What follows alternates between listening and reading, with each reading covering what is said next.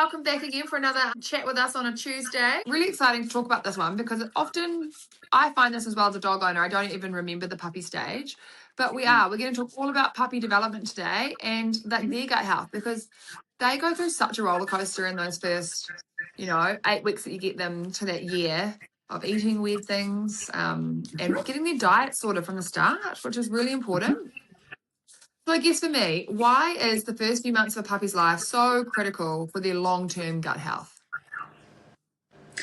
Well, when we have our puppy, those first few weeks and months represents a once in a lifetime opportunity to get it right, to do things correctly from the start, and to set our puppies up for long-term microbiome and therefore gut health. It is truly a once in a lifetime. If you get this right, it's the best gift that you can give your dog. Unfortunately, if we get it wrong, often what happens is a cascade of veterinary problems, eczema, allergy, hay fever, frequent visits to the vet for recurrent ear infections, recurrent skin infections, and then the dreaded reliance on potential antibiotics, drugs, steroids with side effects, and then you get on that roller coaster. From a holistic veterinary point of view, we want to avoid unnecessary antibiotics and steroids for a minimum of the first 12 months of life. But it's actually also good policy because, as you know, antibiotics kill off good bugs as well as bad bugs.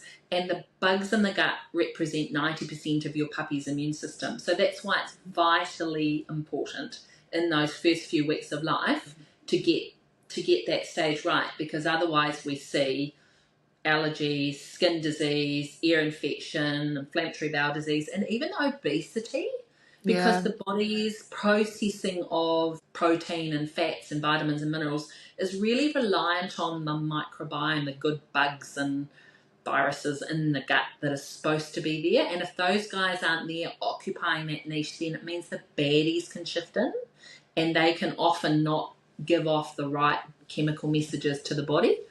And so we end up with imbalance rather than balance. So balance is what we're after. So for those 12, 16 weeks, when the microbiome's like developing, we're saying like that's when it's really developing. That's when you need to be like doing your best work with what you're putting into your puppy. Exactly. And you're saying if you do feed it, like if you have to do antibiotics or something like that, you're going to disrupt it, aren't you? And is there ways to repair it after that, or is it like have you damaged it forever? Not necessarily, but potentially.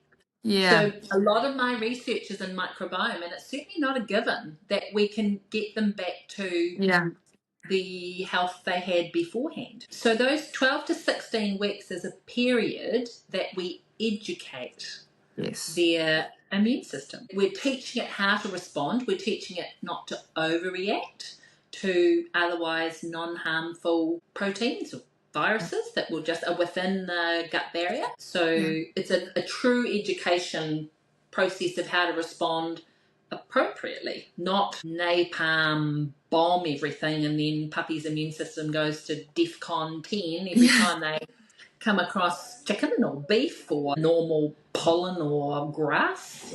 But that's what we see, unfortunately, more and more as polypharmacy. So more and more drugs and medications and chemicals and toxins are just in our overall environment. We're less natural, synthetic fabrics and polyesters rather than cotton, linen, wool, that the body and, natural things like hessian. The body can get confused in that period of education of its immune system.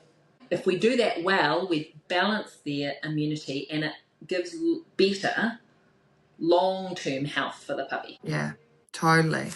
And so in the initial stage, what should the owners be looking for in a puppy food to support gut health? Like I'm going to say raw food, but not everyone's going to do that. So what are we looking for as a core fantastic puppy food? Balance and diversity.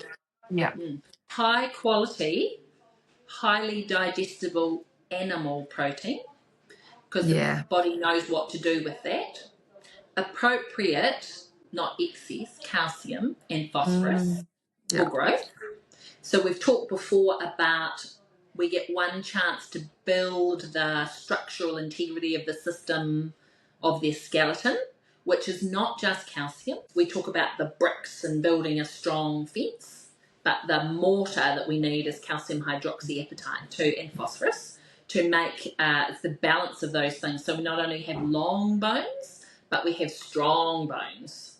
Yeah. So that's important. We know not to give too much calcium because we can create varus and valgus in puppies. So bent legs outwards, bent legs inwards, and then where the joints are what's called broken forward. We've talked about that before. Whole food is better than supplements where possible.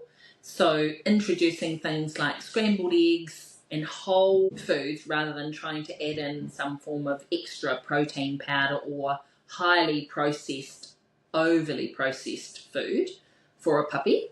Your natural omega-3, omega-6s, so your wiggly, squeaky things, fish, is helpful for puppies. Prebiotic fibres that come along with nourishing, beneficial gut bacteria. Your essential vitamins and minerals, obviously that's where your doggy daily is helpful. And then avoiding artificial colours, flavours, preservatives.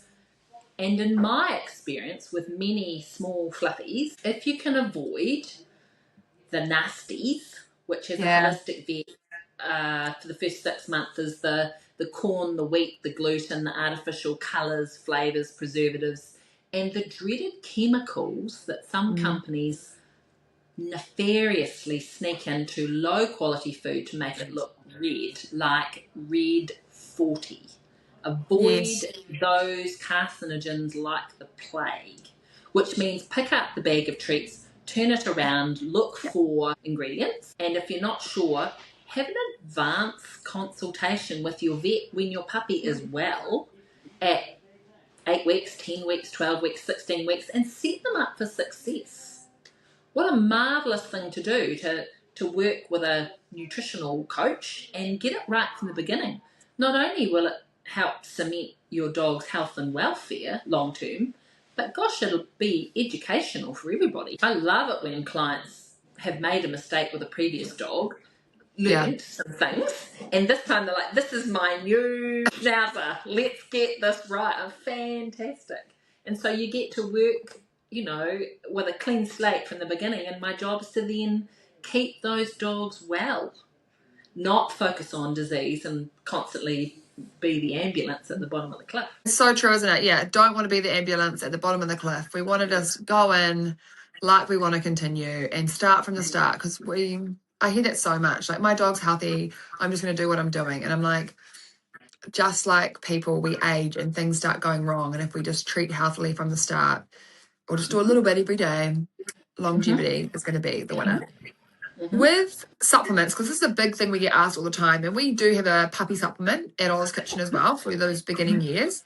When can you introduce supplements for puppies? And, like, is there a too early time, or when's it safe? Supplements in general, you need to be careful that you don't use too many. Yeah. Because over supplementing a dog is not necessarily that helpful. The good news is a supplement that is made out of food, not chemically based, is likely to be more recognised by the body as being food. And if you've got probiotics in there and vitamin C in there and seaweed in there, then those things can be introduced early, 8 weeks as part of their normal food. So half a teaspoon of whole food type supplement is going to be helpful to diversify the microbiome and get the puppy used to what is going to be their new normal. Just like 20% veggies in the bowl is a great go-to introducing puppies when they're little. That's going to be their normal. There'll be no such thing as my dog doesn't eat vegetables. Be like, your child not eating vegetables. In our family, we eat vegetables. So if you start them on the path that you want them to go on and just grate everything in, mix it in with their wonderful rabbit patty or possum patty or goat patty, that's what food is in your household. And again, prebiotics and probiotics, those things are incredibly helpful. Omega-3 and omega-6, DHA, those things are helpful for brain function and growth and learning. We know essential for learning, and that's how they lay down their neurological pathways in the same as children in those early years. And you can't undo that damage. When they're little, they're like a little block of wood. And if you imagine that we take a chisel and we carve neural pathways in their brain, and those channels are laid down, they're reaching out, they're laid down, and then they're set. So if you don't want an anxious dog, then it's really, really important to get those neural pathways connecting and reaching out correctly early on, because the window of opportunity closes and you can't undo that damage once that damage has been done. That's my experience. And actually, that's been my experience as a vet of 27 years. That sometimes that first year when things were done really badly wrong, it can impact those dogs for life. Totally. So start how you want to continue. Think early. Start, which is, and it's kind of just being a responsible dog owner, like getting a dog and having a plan, not just, oh, I got a dog, I'm not quite sure what I'm going to feed it. It's having that thought process and knowing what sort of dog owner you want to be when you've made that decision to get a dog. Because it's a 15-year investment. Yeah. Right. So some people I meet will put more research into buying their handbag than into buying a breed of dog.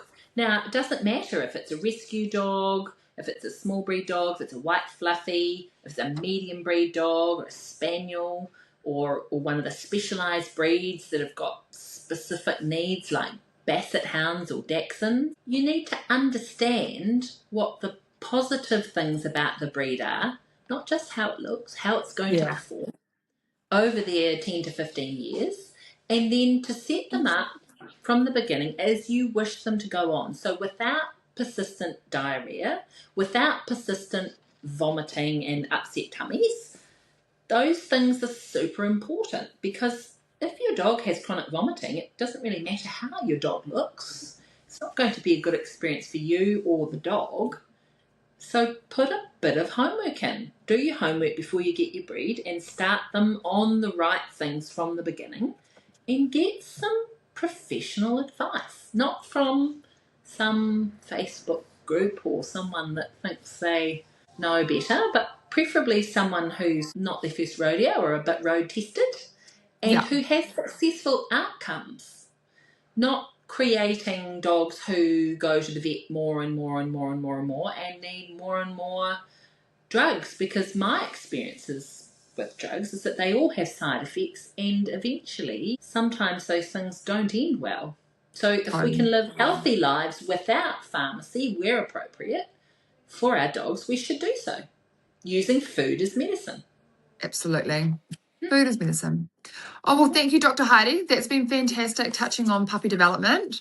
I feel like lots of people have got lots of nuggets, and I think it's going to be good for people to watch if they are looking at getting a puppy and what they should be doing.